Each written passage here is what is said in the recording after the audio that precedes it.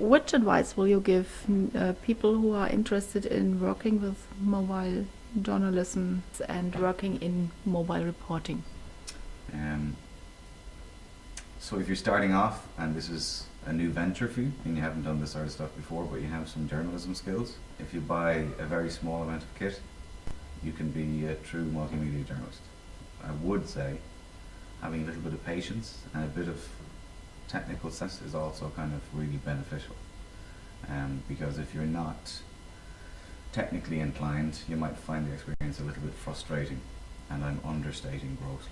So my advice, first off, if you want to know the best gear, and this is gratuitous self-promotion, I capture most of it on my blog or on Twitter. I think it's really, really important that if you are buying it, that you realise that the weaknesses of the iPhone are the storage and the battery, so buy an external battery power supply.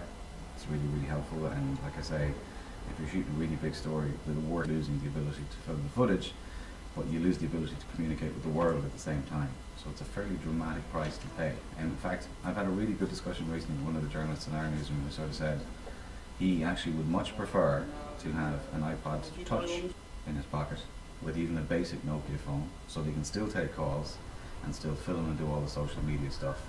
But the premise of MoJo, as I'm kind of pitching it, is it's the device in your pocket and you have it with you pretty much all the time. It's unique to you. So if you're prepared to carry a small amount of extra accessories, you have a storytelling device that's incredibly powerful. And the ultimate message is just play with it, have a bit of fun, try new things, think out of the box. You know, the cliche is going to think of.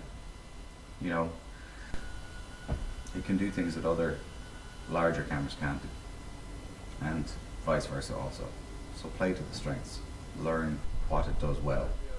It works well at good light, it works well at close range, and it's particularly good at doing kind of picture portraits of people.